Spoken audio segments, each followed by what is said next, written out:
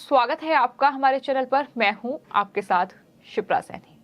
बिहार के मुख्यमंत्री नीतीश कुमार लगातार बीजेपी पर हमलावर हैं। दरअसल हाल ही में नीतीश कुमार की पार्टी जेडीयू ने बीजेपी से गठबंधन तोड़ा, जिसके बाद लगातार नीतीश कुमार बीजेपी पर हमलावर नजर आ रहे हैं। तो वहीं बीजेपी की ओर से भी लगातार नीतीश कुमार और उनकी पार्टी पर पलटवार किया जा रहा है। इसी बीच अब नीतीश कुमार ने ये कसम खाई है कि वो मरते दम तक बीजेपी के साथ गठबंधन नहीं करेंगे। दरअसल एक कार्यक्रम में नीतीश कुमार ने ये कहा कि वो बिहार के साथ साथ देश की प्रगति के लिए काम करेंगे, लेकिन साथ ही कसम ये खाई गई है कि वो फिर कभी बीजेपी के साथ गठबंधन नहीं करेंगे। मुख्यमंत्री ने आपको बता दें, इसी साल अगस्त में जो जेडीयू और बीजेपी का गठबंधन था वो तोड़ दिया था और आरजेडी के साथ गठबंधन करके उन्होंने सत्ता हासिल की, यानी एक बार फिर वो जरूर मुख्यमंत्री बने, लेकिन इस बार बीजेपी के साथ नहीं बल्कि जेडीयू के साथ वो बिहार में सरकार संभाल रहे हैं। और जब से बिहार में बीजेपी और जेडीयू का गठबंधन टूटा है, तब से वार पलटवार का दौर लगातार जारी है। जहां एक तरफ हाल ही में बिहार पहुंचे केंद्रीय गृह मंत्री अमित शाह ने नीतीश कुमार पर बड़ा हमला बोलते हुए ये कहा कि वो कभी भी अब जेडीयू के साथ गठबंधन नहीं करेंगे, तो वहीं अब नीतीश कुमार ने भी ये कसम खा ली है कि वो मरते दम तक अब बीजेपी के साथ गठबंधन नहीं करेंगे। हालांकि ये कसम कितने दिन तक चलेगी, क्या आने वाले वक्त में देखना होगा, क्योंकि आपको ये बता दें कि 2013 में बीजेपी से अलग होने के बाद नीतीश कुमार ने ये कहा था कि मिट्टी में मिल जाएंगे लेकिन बीजेपी के साथ नहीं आएंगे। लेकिन उसके बाद इस तरह की परिस्थितियां बन गई नीतीश कुमार के लिए कि बीजेपी के साथ गठबंधन करना पड़ा और सरकार बनानी पड़ी। तो किस तरह से ये तमाम नेता अपनी जुबान पर ही नहीं टिकते हैं, ये लगातार देखने को मिला है। और एक बार फिर से नीतीश कुमार ने ये कहा है कि दरअसल वो मरते दम तक अब बीजेपी के साथ गठबंधन नहीं करेंगे। आपको बता दें, मुख्यमंत्री नीतीश कुमार ने कहा कि बीजेपी सिर्फ समाज में झगड़ा लगाने का काम कर रही है। बीजेपी सरकार को देश के विकास से कोई लेना देना नहीं है। इसी दौरान नीतीश कुमार खुले मंच से ये कहा कि वो जीवन में कभी भी अब बीजेपी के साथ नहीं जाएंगे। हालांकि ये तो देखने वाली बात होगी कि वो अपनी कसम को निभाते हैं या फिर नहीं, क्योंकि इसी तरह से 2013 में भी नीतीश कुमार की ओर से कहा गया था कि वो बीजेपी के साथ गठबंधन नहीं करेंगे, मिट्टी में मिल जाएंगे पर गठबंधन नहीं करेंगे। लेकिन इस तरह से जो सियासी लालच है उसने बीजेपी के साथ गठबंधन करने पर नीतीश कुमार को मजबूर कर दिया था।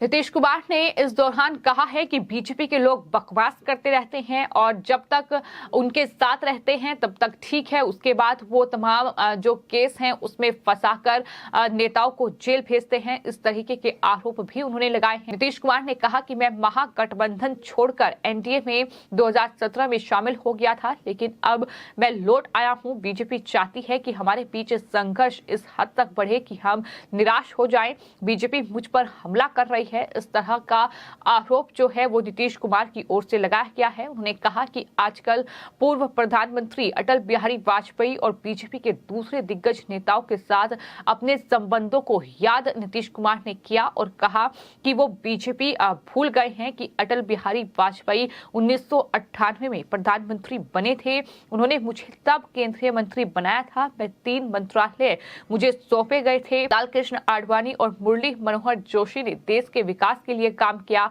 आज केंद्र में बैठे लोगों का विकास से कोई लेना देना नहीं है। इससे पहले नीतीश कुमार केंद्रीय गृह मंत्री अमित शाह पर भी हमलावर हो चुके हैं। उनकी तरफ से यहां तक कहा गया है कि अमित शाह इतने सालों से राजनीति में हैं, लेकिन वो राजनीति के बारे में क्या जानते हैं, यानी उनकी काबिलियत पर ही नीतीश कुमार ने सवाल उठाए थे कि वो राजनीति के बारे में कुछ नहीं जानते हैं। तो इस तरह से वार पलटवार का जो दौर है वो लगातार अब बिहार में जारी है। आपको ये बता दें कि इसी साल अगस्त में नीतीश कुमार की पार्टी जेडीयू ने बीजेपी से गठबंधन तोड़ा था और आरजेडी यानी लालू प्रसाद यादव की पार्टी के साथ मिलकर सत्ता में उन्होंने वो शामिल हुए, मुख्यमंत्री बने। उप मुख्यमंत्री लालू प्रसाद यादव के बेटे बने और इस तरह से अब बिहार में फिलहाल सरकार चल रही है। लेकिन जिस तरह से आरोप प्रत्यारोप का दौर जारी है, बीजेपी का साफ तौर पर यह कहना है कि 2024 2024 में प्रधानमंत्री पद का उम्मीदवार बनने के लिए नीतीश कुमार ने यह हथकंडा अपनाया है, चूंकि नीतीश कुमार चाहते हैं कि उन्हें प्रधानमंत्री पद का उम्मीदवार जो है वो बने।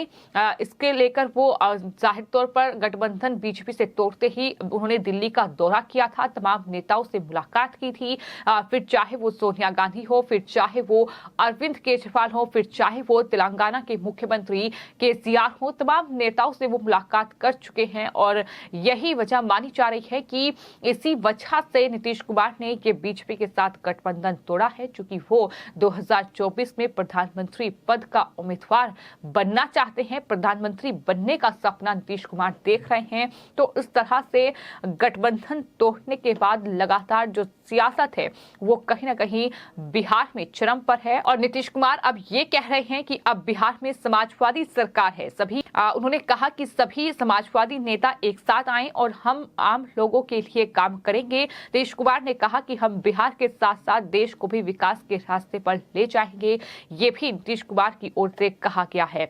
तो तमाम बड़ी बातों का जिक्र उनकी तरफ से किया गया, लेकिन देखना दिलचस्प होगा कि क्या नीतीश कुमार ने जो कसम खाई है कि वो कभी भी अब बीजेपी के साथ गठबंधन नहीं करेंगे, वो अपनी कसम पर कायम रहते हैं या नहीं। लेकिन किस तरह से अब बीजेपी से अलग होने के बाद जेडीयू जो है वो बीजेपी पर लगातार हमलावर है, यहां तक कि प्रधानमंत्री नरेंद्र मोदी पर भी लगातार निशाना साधा जा रहा है। और इसी कड़ी में बिहार में जो जेडीयू के अध्यक्ष हैं राजीव रंजन यानी ललन सिंह, उनकी तरफ से प्रधानमंत्री को लेकर एक बेतुका बयान दिया गया है। प्रधानमंत्री उन्होंने कहा है कि 12 दिन में 12 रूप दिखाता है वो वही है।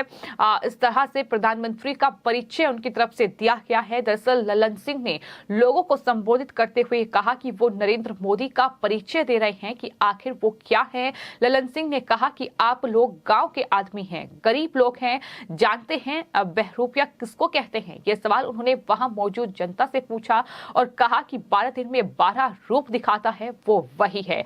इस तरह से प्रधानमंत्री के लिए ये शब्दों का इस्तेमाल किया जा रहा है। साथ ही साथ उन्होंने ये भी कहा कि 2014 में प्रधानमंत्री नरेंद्र मोदी कह रहे थे कि वो अति पिछड़ा है, गुजरात में अति पिछड़ा नहीं पिछड़ा वर्ग है, और ये पिछड़ा वर्ग में भी नहीं थे।